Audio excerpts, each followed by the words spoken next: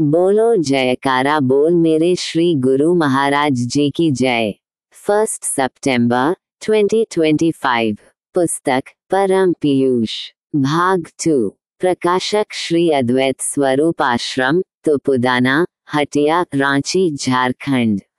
Compiled by स्कडेवान। प्रवचन सम 07, स्थान कानपुर, U0P0D0 16 अप्रैल 1982 E0 तारांकन अंतिम भाग।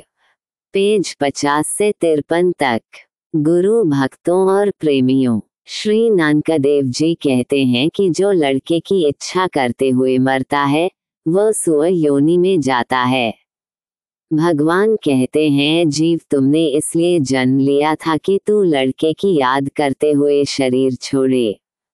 यदि तुम्हारी यही इच्छा है तो हम तुम्हें ऐसा जन्म देते हैं जहां तुम्हें एक ही बार में अनेक बच्चे होंगे। सुआ को एक बार में 12 बच्चे पैदा होते हैं। इसी तरह जो मकान को याद करके मरता है वह भूत बनता है।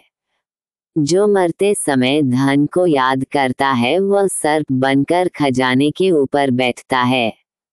यदि मनुष्य अपने ईश्वर या अपने इष्ट को याद करते हुए मरता है तो वह सीधे अपने इष्ट के धाम में पहुंचता है।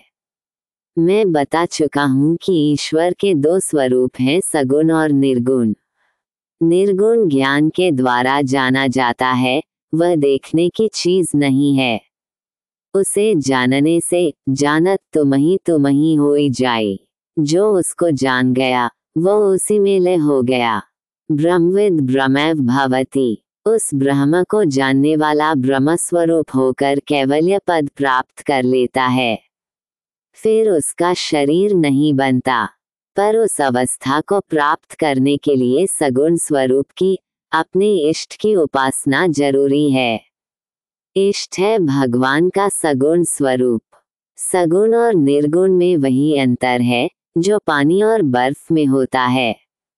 बर्फ ठोस नजर आती है पर वह पानी ही है। सगुण की उपासना बड़ी जरूरी है। हम स्वयं सगुण हैं, अतः सगुण के माध्यम से ही हम आगे बढ़ सकते हैं। लोहे से लोहा काटा जाता है।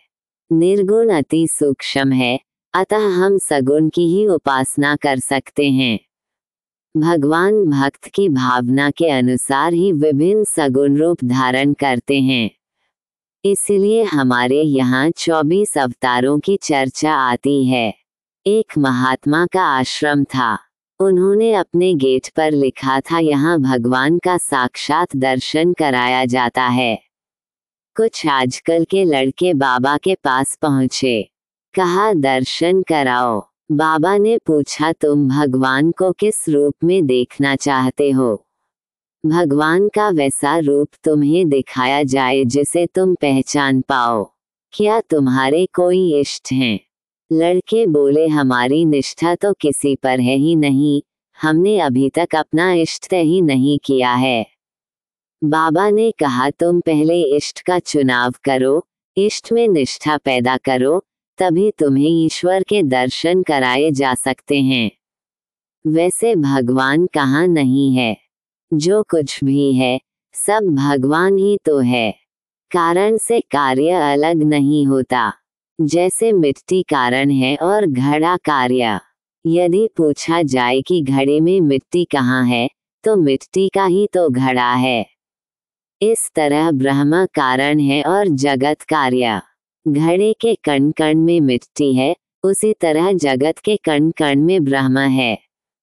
ज्ञान की पराकाष्ठा तब होती है जब सृष्टि के कण कण में अपना इष्ट ही दिखाई पड़ता है। जैसा कि तुलसीदास ने कहा, सियाराम में सब जग जानी।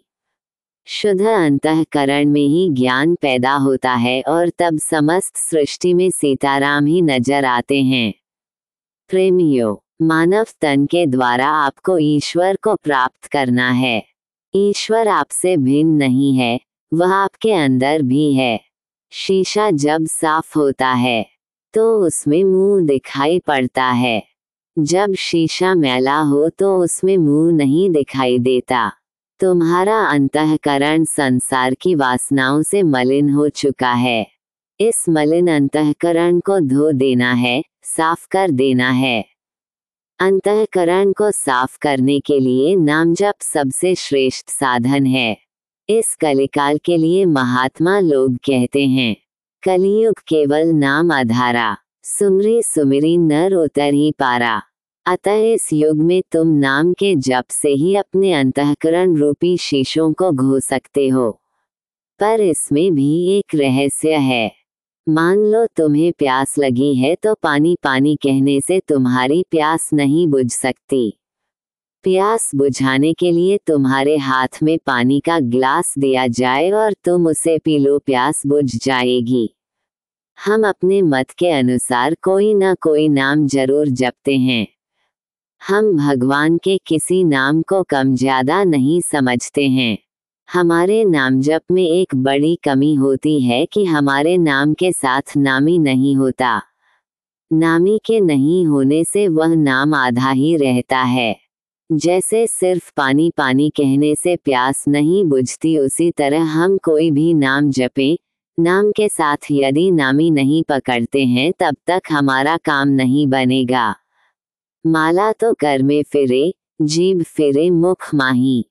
मनुआ तो 10 दिसी फिरे, ये तो सुमिरन नाही। मन तो हमारा जहाँ तहाँ घूमता रहता है और कहते हैं कि नाम जपने से कुछ नहीं हो रहा। अरे, अभी तो तुमने समझा ही नहीं कि नाम क्या चीज है, कैसे जपा जाता है। इस युग में नाम के ही द्वारा कल्याण हो सकता है और कोई दूसरा रास्ता इससे आसान नहीं है। गुरु प्रदत्त नाम के युक्त जप से अवश्य कल्याण होगा। इसके लिए विधि विधान की कोई जरूरत नहीं। बाहर की शुद्धि से बात नहीं बनेगी, भीतर की शुद्धि अधिक जरूरी है। जैसा खान पान करोगे वैसा ही तुम्हारा संस्कार बनेगा। जितना शुद्ध संस्कार होगा उतना ही तुम्हारा मन पवित्र होगा और जितना पवित्र मन होगा उसी के अनुपात में तुम आगे बढ़ोगे। संसार की चीजें तुम्हें सुखी नहीं कर सकती। गुरु दरबार की ओर से आप सबों को आशीर्वाद देता हूँ। गुरु महाराज आपको जीवन लक्ष्य को पूरा करने की प्रेरणा दे ताकि उस लक्ष्य को इसी जीवन में पूरा कर लें। बोलो जयकारा बोल मेरे श्री गुरु महाराज जी की जय। परम पीयूष पुस्तक भाग 2। अगले पाठ में प्रवचन सम 08, स्थान भरमाड़ आश्रम, हिमाचल दी 21 अगस्त 1982 0। Compiled by स्कडेवान।